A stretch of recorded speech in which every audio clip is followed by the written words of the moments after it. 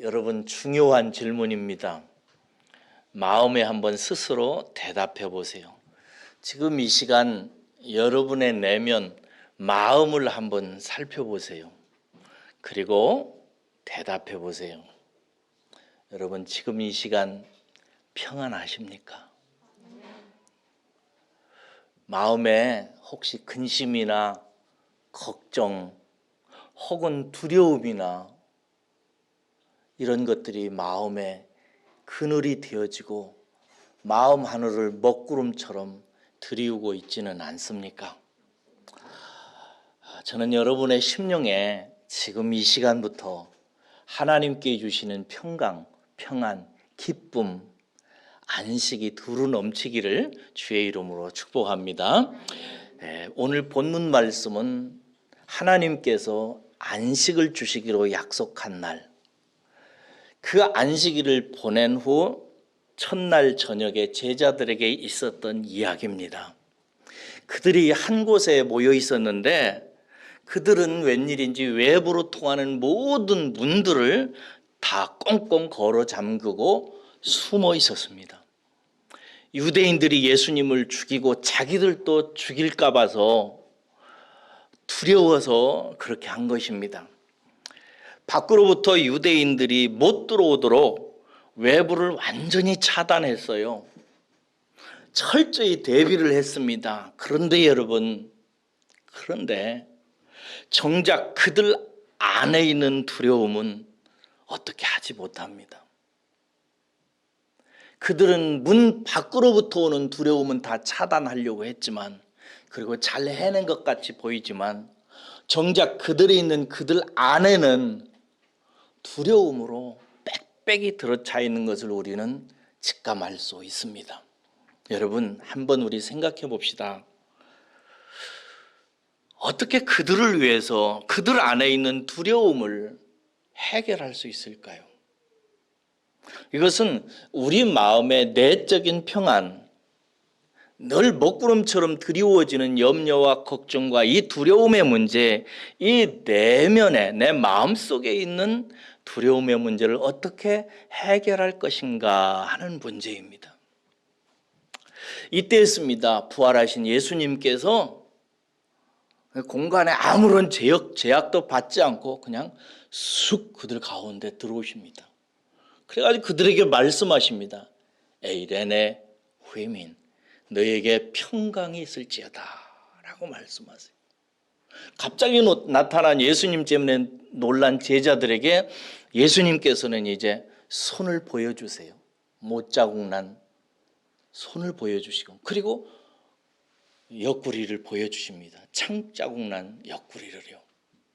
그러자 제자들이 그제서야 기뻐하며 얼굴에 화색이 돌고 마음의 평강이 자리 잡습니다. 여러분, 19절에서 오늘 방금 말씀드린 20절의 이 장면은요, 마치 하나의 영상처럼 우리에게 선명하게 보여주면서 귀한 진리를 보여줍니다. 여러분, 두려움은 세상에 대한 철저한 대비만으로 해결되는 것이 아니라는 것. 내 마음의 염려와 걱정을 해결하기 위해서 세상에 대해서 어떤 대비를 철저하게 잘한다고 해서 되어지는 것이 아니라는 것. 오히려 진정한 염려와 두려움과 걱정과 공포는 내 마음에 자리 잡는다는 것. 그래서 정말로 영적으로 믿음으로 실력이 있는 성도는 자기 마음 안에 있는 문제를 해결할 줄 알아야 된다는 것. 이것을 우리에게 문제로 제시하고 있습니다. 우리는 아파트를 사서 세상에 사는 문제에 대해서 대비를 하려고 합니다. 좋은 대학 가고 좋은 직장 가고 좋은 사람 만나서 이 세상 삶에 대해서 철저하게 대비하면 내 내면에 기쁨이 있을 거라고 착각을 합니다.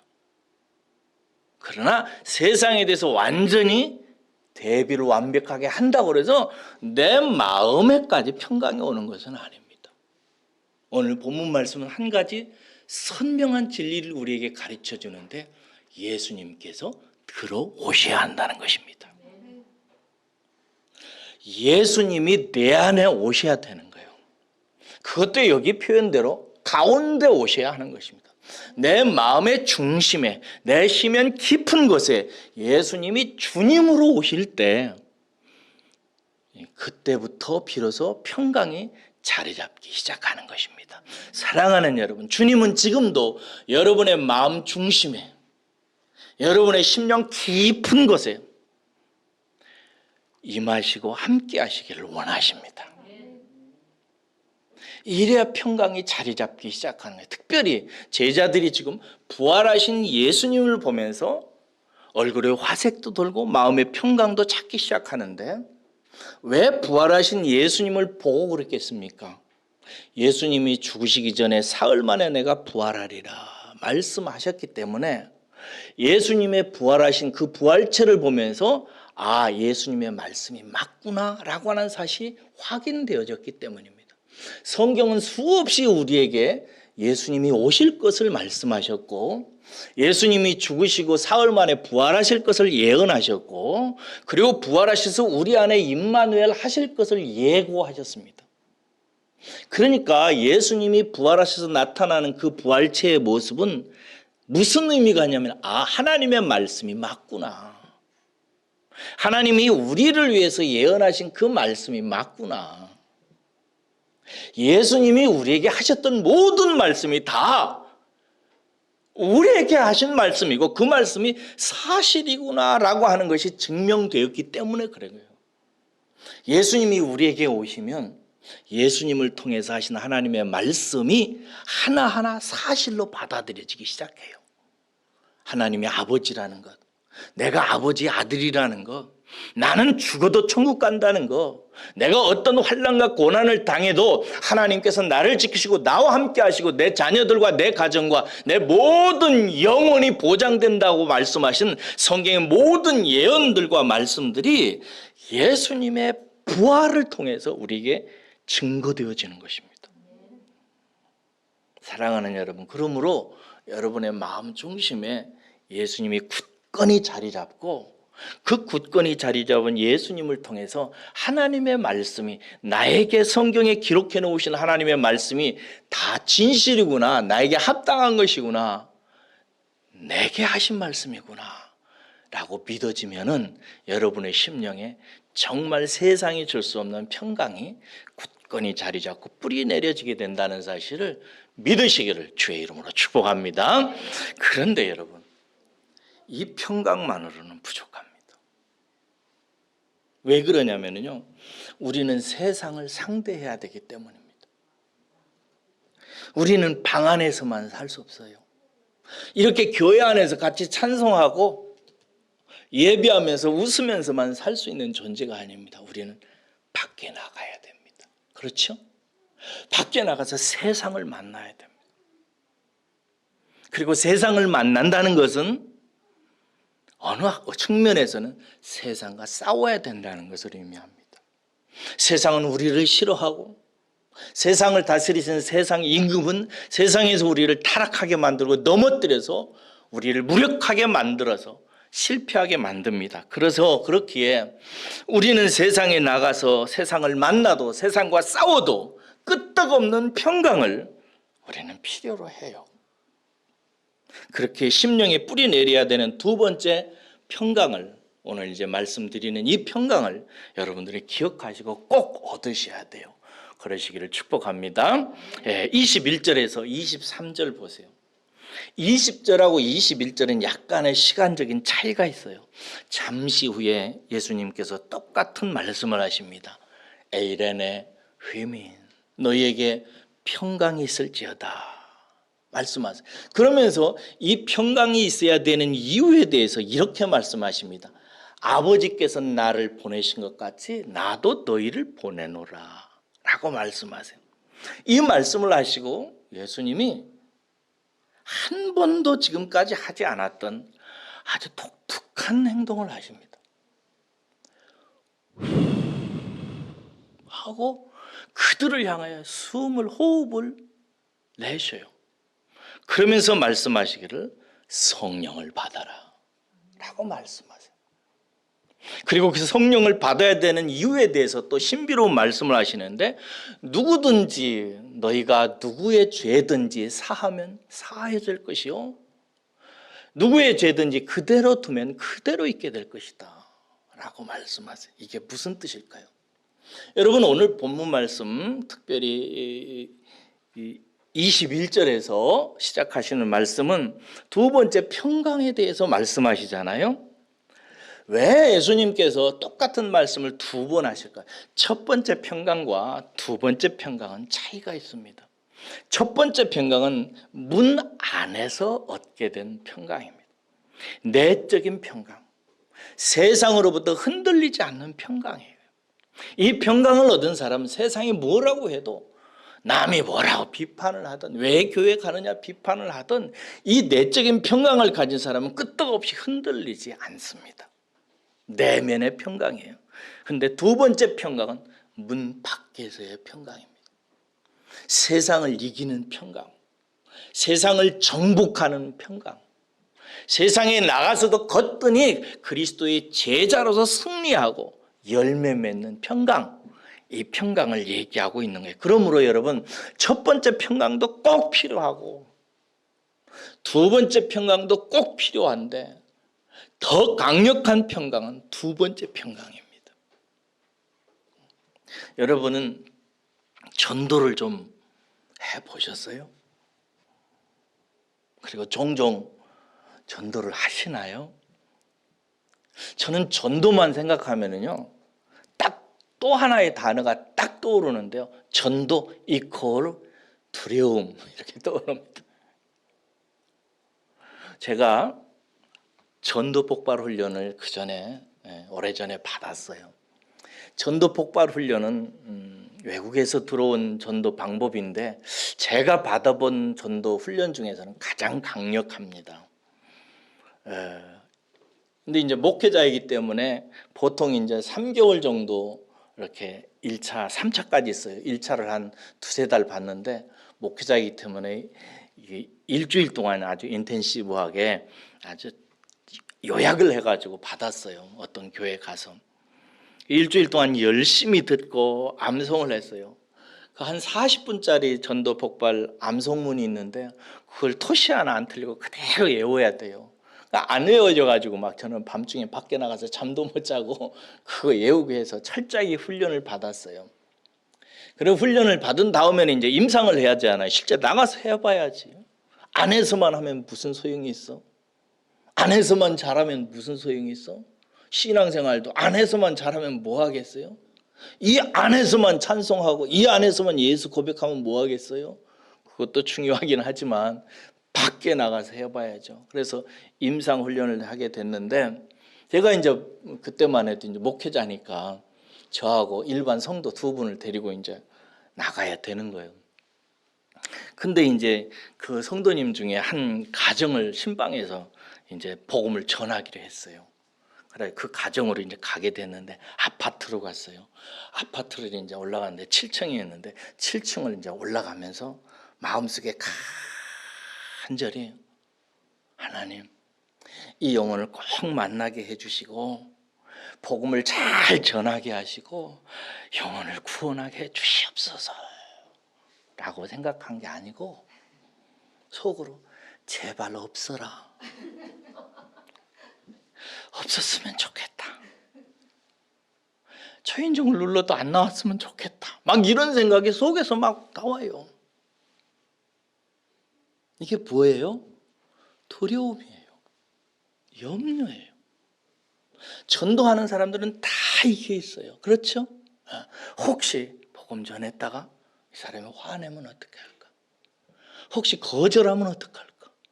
이것을 통해서 오히려 내가 가짜거나 혹은 믿음도 없는 성도인 게 드러나면 어떨까? 걱정과 두려움과 염려가 속에서 막 올라오는 것입니다. 저는 그날요, 진리 하나를 분명히 절감했어요. 세상을 만난다는 것, 복음을 전한다는 것은 영적인 전쟁이라는 거. 꼭 전도가 아닐지라도 여러분, 세상에서 산다는 것 그 자체가 영적인 치열한 전투라는 사실을 여러분은 혹시 직감하시나요? 친구를 만난다는 것, 직장 생활 한다는 것, 학교에 다닌다는 것, 세상에서 사업한다는 것, 이 모든 것들 이면 속에 세상의 임금이 그 세상이라고 하는 그라운드에서 그 임금이 뽑아놓은 선수들과 내가 결투하고 싸워야 되는 현장이라는 사실을 혹시 여러분 직감하십니까? 회사 가는 것, 학교 가는 것, 친구 만나는 것 다 사실은 그런 내면의 영적 전투가 있어요. 여러분은 이 전쟁에서 싸워 이기십니까? 혹시 신분 밝히지도 않는 분 계시지요? 아예 싸울 마음도 안 가지고 가능한 한 그런 싸움이 일어나는 영적인 얘기는 하지도 않고 피하고 그러기도 하지요. 여러분, 그러므로 저와 여러분들이 세상을 이기려면요, 한 가지 사실에 대해서 정말 깨달아야 됩니다. 그게 뭐냐? 뭔가 특별한 그 이상의 것이 내게 체득되어져야 된다는 것입니다. 여러분, 예수님은 제자들이 이제 예수님 만났으니까, 그들을 향해서 하나님께서 하셨던 모든 말씀 이제 깨달았으니까 이제 예수님과 조용히 산속에 들어가서 하우스 짓고 강가에서 고기 잡으며 조용히 살기를 원치 않으셨어요. 예수님 뭐라고 하세요? 아버지께서 나를 세상에 보낸 것 같이 나도 너희들을 세상에 보내겠다라고 말씀하세요. 이게 예수님의 뜻이에요. 예수님은 우리에게 우리 마음속에 임마누엘 하셔서 우리 가운데 오셔서 그래 너하고 나하고 마음속으로만 예배하자. 주일날 예배당 가서 찬송하고 예배하고 지내자. 우리 이렇게 살다가 천국 가자. 라고 원하시지 않으세요. 아버지가 나를 보낸 것 같이 나도 너희들을 세상에 보내겠다라고 말씀하세요. 여러분, 이것은 뭘 의미하냐? 영적인 전투를 의미하는 것입니다. 죽느냐 사느냐 너무나 두려운 싸움을 전제하고 있는 것입니다. 그러므로 이제 제자들에게는 내적인 평강 그 이상의 무엇이 필요한 거예요. 이게 없으면 제자들은 세상에 나가서 맞서 싸울 수가 없어요. 여러분, 제자들의 행적을 가만히 보십시오.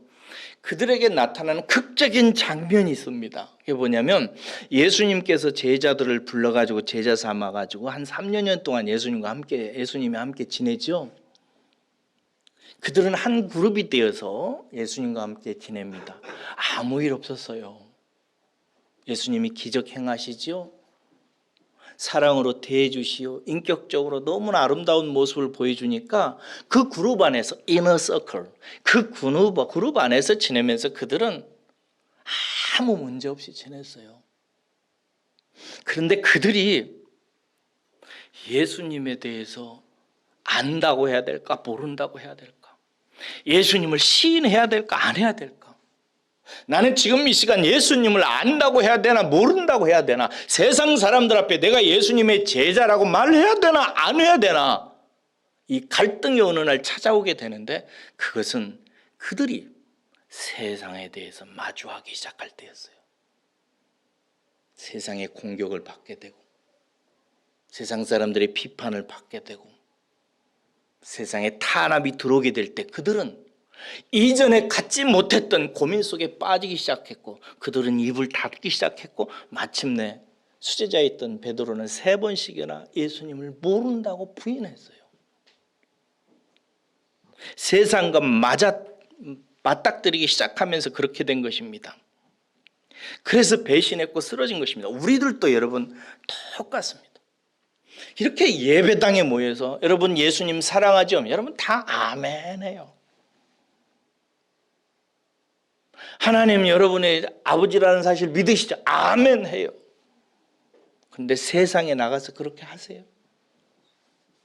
친구들 앞에서 하나님은 내 아버지야, 예수님은 내 주님이셔, 예수님은 나를 위해서 십자가에 달려 죽었어, 사람이 죽으면 네 목숨 끝나면 천국이 아니라 지옥으로 가.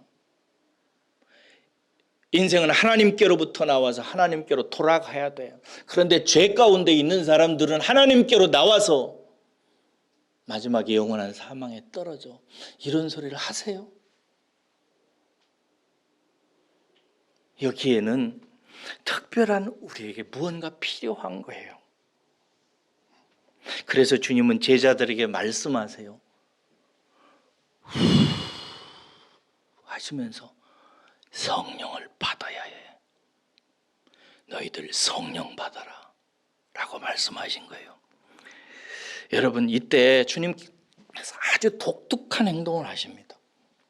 숨을 후 하고 내쉬는 거예요. 그냥 성령 받으라고 하지 아니하시고 숨을 후 하고 내신 거예요. 여러분, 이렇게 후 하고 내셨다, 이 예수님의 모습을 보면서 어디가 생각이 나지 않으세요? 창세기 2장 17절에 보면은 2장 7절에 보면 하나님께서 사람을 흙으로 지으시고 그 사람의 코에 하고 생기를 불어넣으셨습니다. 떠오르시죠? 생기를 불어넣으셔요. 하나님이 사람을 처음 창조하실 때 그 속에 후 하고 생기를 불어넣으신 거예요. 그 장면이 하나 딱 떠올라요. 그 다음에는 에스겔서 37장 1절에서 10절까지 보면은 또 그 비슷한 얘기가 아주 나와요. 하나님께서 에스겔이라고 하는 젊은 청년 하나를 불러가지고 그에게 임하십니다. 그래서 그에게 환상을 보여주시는데 환상 중에서 하나님께서 에스겔을 어느 한 큰 골짜기로 데리고 가십니다. 그 골짜기에 에스겔이 가서 보니까 그 골짜기 밑에 넓은 골짜기 가득 뼈들이, 사람의 뼈들이, 거기에 마른 뼈들이 가득 있는 거예요. 거기로 데려가시는 하나님께서는 에스겔에게 이렇게 뼈들에게 대언을, 네가 대신 내 대신 말을 해다오, 대언하라고 해요. 뭐라고 대언하냐면, 뼈들아, 여호와께서 말씀하시느니라, 내가 너희에게 생기를 보내노니 너희들은 살아나게 될 것이다 라고 예언하게 하세요. 그래서 에스겔이 그대로 대언해요. 마른 뼈들아, 여호와께서 말씀하신다. 여호와께서 너에게 생기를 보내는데 너희들은 살아나게 될 것이다 라고 얘기해요. 이렇게 대언하자 그 골짜기에 마른 뼈들이 갑자기 소리를 내기 시작해요. 뿌듯 뿌듯 뿌듯. 그런데 서로 뼈들이 연결해서 붙기 시작해요. 붙자 그 붙은 뼈들 위로 힘살이 돋아나기 시작하고, 힘살 위에 살이 덮여지기 시작하고, 살 위에 가죽이 덮여져서 사람의 모양이 되는 거예요. 그러자 하나님께서 에스겔에게 다시 대언하라고 그래요. 에스겔아, 한 번 더 대언해라. 그러면서 말하기를 생기들을 향해서 대언하라고 그래요. 생기야, 여호와가 말씀하신다. 이 죽은 자들에게 붙어서 이들을 살게 하라라고 대언하게 하세요. 그래서 에스겔이 그대로 하니까 그들에게 생기가 들어가자 그들이 살아나서, 하나님께 대해서 죽었던 자들이 살아나서 큰 군대가 되었다고 나와 얘기합니다. 뭐가 됐다고요? 군대가 되었다. 군대는 뭐 하는 사람들이죠? 싸우는 자들이죠. 군사들을 말하는 것입니다. 여러분, 이렇게 에스겔을 이야기하고 창세기 이야기는 뭘 의미하냐면, 창세기 2장 7절은 사람을 처음 창조할 때 하고 생기를, 성령을 불어넣으시는 얘기고요. 에스겔서 37장 1절에서 10절까지는 그러나 그렇게 해서 타락한 인생들, 하나님께 대해서 죽은 인생들을 하나님께서 예수님을 통해서 다시 생기를, 성령을 허락해 주셔서 세상을 정복하고 다스리고 이기는 군대로 만들 것을 예언하는 대목입니다. 이제 때가 이름이 예수님께서 제자들에게 말씀하신 거예요. 성령을 받으라. 그러니까 이 말씀은 이제 제자들을 재창조하는 말씀인 것입니다. 사람은 새롭게 창조되어져야 됩니다. 특별히 믿음의 사람들, 성도들은 새로운 사람으로, 새로운 성도로, 분명히 얘기하면 군대로 재창조되어져야 됩니다. 군대는 뭐하는? 세상과 나가서 자기 신분을 떳떳하게 밝히고 세상을 정복하고 세상을 이기는 사람으로 싸워서 영적인 전쟁에 승리하는 군대로 재창조되어져야만 하는 것입니다. 이 말씀은 나중에 사도행전 2장에 가서 성취되어져요. 예수님께서 하늘로 올라가시면서 말씀하셨거든요. 너희들 성령을 보낼 테니까 기다려라. 그래서 제자들이 마가의 다락방에 모입니다. 대략 한 120명 정도가 모여요. 모여서 성령이 임하기까지 열심히 기도합니다. 그러자 드디어 오순절날의 이름에 하늘로부터 하나님의 성령이 불의 혀처럼 임하기 시작하는데 그들 머리 위에 각각 임합니다. 그러자 그들이 성령의 충만함을 받고 이전에 예수님 앞에 부인하고 쓰러지고 쩔쩔매던 그들이 재창조되어져서 세상을 정복하고 이길 수 있는 군대로 바뀌어집니다. 그들이 성령의 충만함을 받았을 때 어떻게 했는지 아시죠? 그들은 바깥으로 뛰쳐나갑니다. 그래서 예루살렘 성전 한가운데로 뛰어나가요. 거기 가면 죽어요.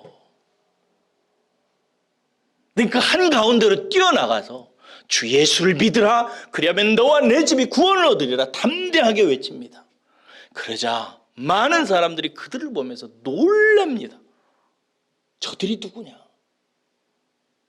저들이 대체 누구냐라고 말하면서 그들이 전하는 복음을 듣고 하루에 3,000명, 하루에 7,000명 회개하고 죽게 돌아오는 놀라운 역사가 일어나는데 복음의 칼로 하루에 3,000명, 7,000명씩 적에게서 끄집어내서 하나님께 봉헌하는 놀라운 역사 행진이 시작되는데 이게 사도행전이라 이 말이죠.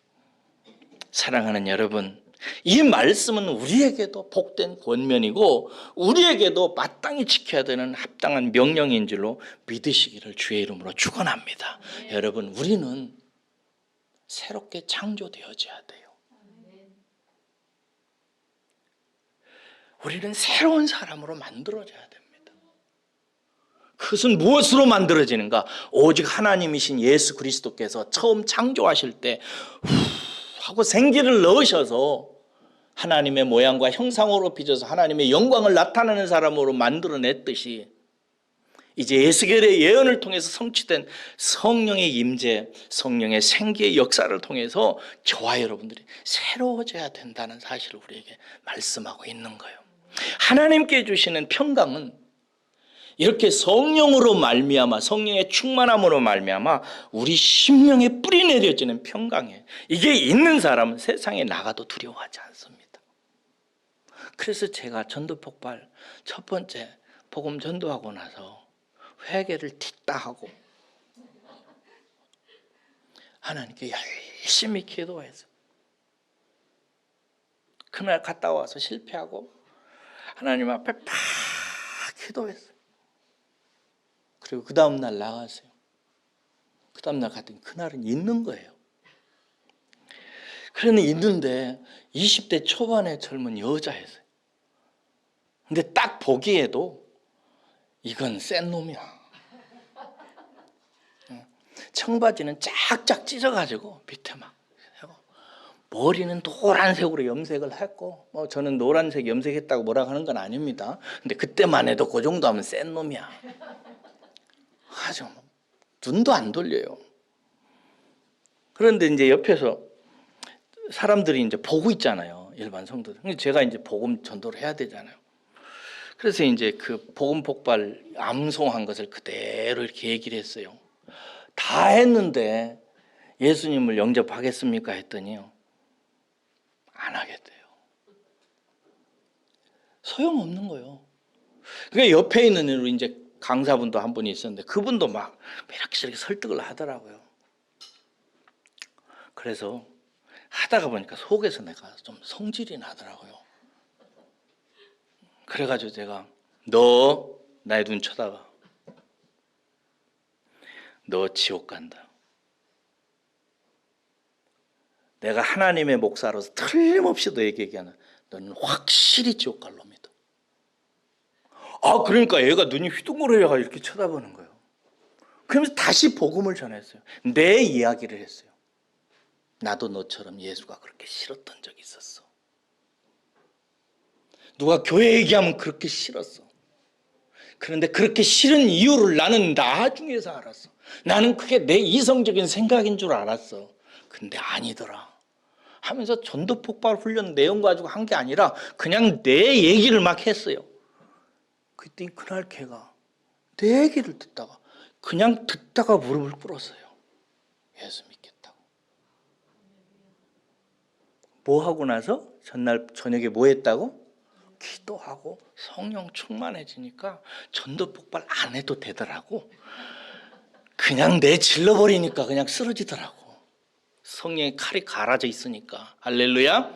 그래가지고 그날 그 친구가 그 예수님을 영접하고 와가지고 다른 이제 사람들 앞에서 내가 자랑을 했죠. 막 이겼다고, 영혼 하나 구원했다. 그런데 그 다음 날 그 딸이요, 자기 아버지하고 어머니를 데리고 전도폭발 훈련에 참석했어요. 근데 어떻게 했냐, 그날 밤에 예수님을 영접하고 아버지 어머니가 오자 아버지 어머니를 앉혀놓고 복음을 전한 거예요, 얘가.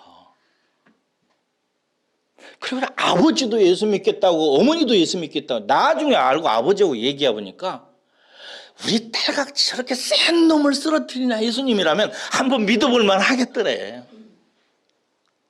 그래서 전도폭발 마지막 날 제가 전한 그 한 노랑머리 때문에 그 집안이 죽게 돌아오는 모습을 보면서 그때 김상복 목사님이 뭐라고 말씀하냐면 주 예수 그리스도를 믿으라 그리하면 너와 내 집이 구원을 얻으리라는 말씀이 성취되었다고 선포하시더라고요. 여러분, 세상과 싸워 이기는 데는 성령만한 무기는 없습니다. 성령 충만해야 돼요. 23절 보세요.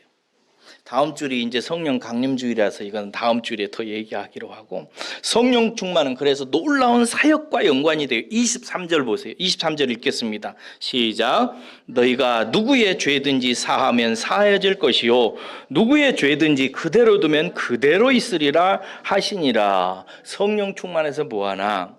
세상 심판하는가? 아니에요. 세상을 구원하는 것입니다. 얼핏 보기에 이 구절은 제자들에게 소위 사죄권이 주어진 것처럼 보여져요. 사죄권이 뭐예요? 남을 용서할 수 있는 권세, 자격이 주어진 것처럼 보여요. 그래서 이 말 가지고 만들어진 가톨릭의 하나의 의식이 있어요. 그게 뭔지 아세요? 고해성사예요. 맞아요. 고해성사. 여러분 고해성사 해보셨어요? 가톨릭에서는 하잖아요. 어디 방황 가가지고 한쪽은 막혀져 있고 구멍 뚫려 있고 이쪽에서 죄 지은 사람이 들어가서 신부님 제가 어제 도둑질을 했습니다. 그러면 신부가 안쪽에서 뭐라고 하고 나중에 용서 안 오라 이러잖아요.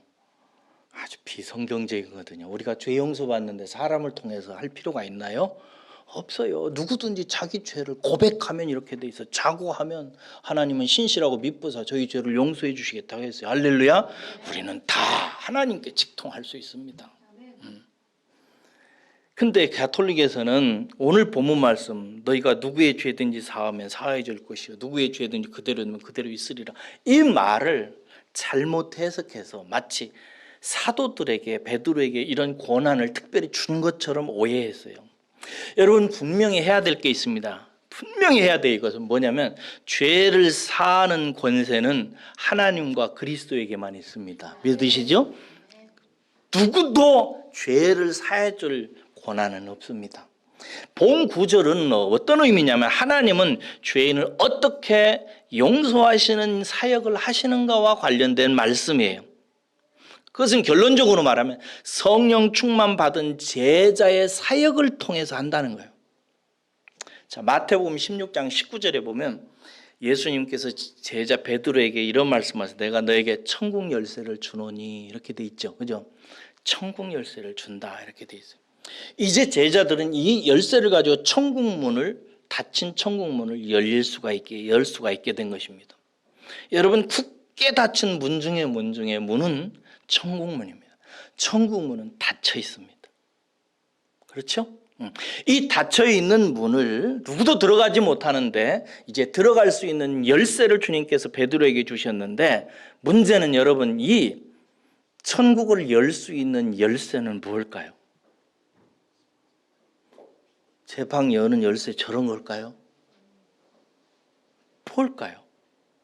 가톨릭은 이것은 사도권이라고 봤어요. 사도의 자격.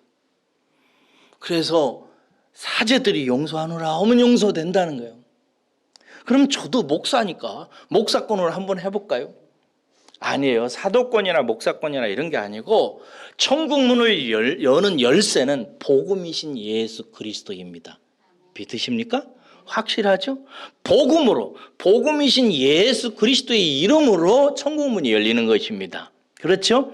자, 이제 그러면은 하나님께서 어떻게 이 천국 열쇠로 복음이신 예수 그리스도로 죄인이 사함받을 수 있게 하나님은 하시는가? 이게 오늘 본문 말씀의 주제란 말이야. 하나님은 제자들과 성도들에게 천국 열쇠인 복음을 주셔서 사람에게 전하게 하십니다. 그렇게 해서 사도들이나 저와 여러분들이 복음이신 예수 그리스도를 세상 사람들에게 전해서 그 사람이 믿으면 그 사람의 죄는 용서됩니다. 확실하죠? 그렇습니다. 그러므로 복음이신 예수 그리스도를 전하는 것이 곧 그 영혼이 죄 용서받고 천국에 가는 유일한 길인 것입니다. 우리는 복음이신 예수 그리스도를 듣고 믿음으로 말미암아 그 영혼이 천국문이 열리고 그 영혼이 죄 용서받게 할 수 있습니다. 이런 맥락에서 여러분, 제자들은 누구든 누구의 죄든지 용서받고 천국에 갈 수 있게 하는 사람이에요. 제자들뿐만 아니라 저와 여러분들도 누구든지 죄 용서받고 천국에 가게 할 수 있는 사람들이에요. 믿으시죠? 무엇으로? 복음이신 예수 그리스도로, 복음 전해서 그가 천국에 들어갈 수 있도록 하는. 그러니까 우리가 복음을 통해서 목사의 권위나 신부의 사도직을 통해서 대단해서 그런 것이 아니라 오직 복음이신 예수 그리스도를 전함으로 말미암아 그들이 죄 용서받고 천국에 갈 수 있게 하는 거예요. 반대로 만약 우리가 사도들이, 예수 믿는 사람들이 아무도 그 일을 하지 않으면 다른 죄인들이 용서받고 천국에 갈 수 있을까요, 없을까요? 없어요. 그렇죠. 없어요. 하나님이 하시는 일이지만 저와 여러분들이, 사도들이, 목사님들이, 장로님들이, 집사님들이, 성도님들이 천국 열쇠이신 예수 그리스도의 복음을 증거하지 아니하면 천국 문은 열리지 않습니다. 하나님이 일하시는 방법이에요. 하나님은 영이셔서 하나님 스스로 하시지만 그러나 우리들을 통해서 하시는 줄로 믿습니다. 그래서 너희들이 이 복음의 열쇠인 나 예수 그리스도의 복음을 통해서 죄 용서 받게 하면 그가 예수 용서를 받을 것이고 그대로 놔버리면 그들은 용서받지 못할 것이다 라는 말씀이에요. 그러니까 내 아들과 내 딸들이, 내 가족들이 죄 용서받고 천국 가는 문제는 누구에게 달려있다? 나에게 달려있다. 하나님은 모든 사람이 다 죄 용서받고 천국 가기를 원하시는 분이신 줄로 믿습니다. 그것을 위해서 만드셨어요. 근데 그 일이 성취되는 것은 누구를 통해서 한다? 따라서 하겠습니다. 나를 통해서 내가 하는 것입니다. 그런 뜻인 것입니다. 그래서 나를 통해서 내 자식들이, 아들과 딸들이, 부모와 형제들이, 내 이웃들이 하나님으로부터 죄 용서받고 천국 가는 일이 나를 통해서 이루어지는 거예요. 이게 내게 달린 것이라 이 말이에요. 너희들에게 달렸다 이 말이죠. 하나님은 언제나 그 일을 하세요. 제자들이 문제인 거죠. 여러분, 그러므로 우리에게는 두 가지 평강이 그렇게 임하는 것입니다. 첫째는 세상 사람들이 돈 있어야 된다, 집 있어야 된다, 좋은 직장, 좋은 학교 이런 거 있으나 끊임없이 공격하지만 그 일에 대해서 내가 어떤 대비나 대책을 잘 한다고 해서 내 마음에 평강이 임하는 것까지는 아닙니다. 집 산다고 쉼까지 주는 것 아니고요. 침대 산다고 잠까지 생기는 거 아니고요. 결혼한다고 해서 행복까지 얻는 것 아닌 것입니다. 내 마음에 평강이 있어야 돼요. 그것은 예수님 모시고 예수님을 통해서 나타난 하나님의 말씀이 나에게 다 맞는 진리의 말씀이라는 사실을 깨달으면 깨달을수록 내 속에 뿌리 내려지는 평강입니다. 이 내적인 평강이 있기를 주의 이름으로 축원합니다. 두 번째는 밖에서 필요한 영적 전쟁에서 필요한 내 아들과 딸들, 내 가족을 구원하고 내 자녀들을 잘되게 하고 하나님의 복을 받게 하는 이 모든 것들은 내가 성령 충만해야 돼요. 그래서 내 속에 평강이 있어서 성령님이 사역할 수 있도록 온유함으로 오래 인내하면서 일할 수 있는 능력이 내 속에 있어야 돼요. 어떤 사람은 성령 충만을 기질 충만을 오해하는데 그게 아니에요. 성령 충만하면 온유해집니다. 믿으시기를 축복합니다. 성령 충만은 온유해져요. 부드러워집니다. 오래 참아요. 사랑이 넘치고요. 친절해집니다. 그래서 오래 참음과 친절과 온유와 부드러움으로 일하시는 성령의 충만함으로 말미암아 내 아들과 딸들이 감화받아요. 사랑을 공급받습니다. 내 이웃들이 하나님을 알아요. 그래서 하나님께 돌아오는 것입니다. 그러니 여러분, 내 자신이 평안을 누리기 위해서라도, 그리고 내 자녀와 내 아들과 딸들과 가족들과 내 주위의 세상을 구원하기 위해서라도 사랑하는 우리는 우리의 심령에 이 두 가지 평강이 있어야 될 줄로 믿습니다. 그래서 성령 충만하기를 위해서 늘 기도하세요. 성령 충만을 구하시라고요. 다른 것과 달리 주님께서는 성령 충만은 구하라고 하셨어요. 그러면서 너희들이 자녀들이 아비에게 밥 달라고 배고프다 구하면 정갈을 주겠느냐? 라고 말씀하시면서 너희들이 밤낮 구할 때 하나님께서 반드시 주신다 하시면서 성령 이야기를 하십니다. 성령을 주실 것이다. 늘 구해야 돼요. 다른 어떤 것보다 늘 마음속에 하나님 성령 충만하게 해주십시오. 제게 필요한 것은 성령의 충만함입니다. 내 가슴을 성령으로 채워주십시오. 그래야 예수 그리스도를 통해서 제게 말씀하신 말씀이 내 속에 내적인 평강으로 뿌리 내려지고, 그래야 내 이웃과 내 자녀들과 우리 교회의 온유함으로 하나님의 사랑을 전할 수 있는 사람이 됩니다. 하나님 성령 충만 주시옵소서 라고 늘 구하는 분들 되시기를 주의 이름으로 축복합니다. 우리 아멘 하십시다. 우리 성령 충만합시다. 성령 충만 받읍시다. 성령 충만 받기 위해서 기도하십시다. 아멘.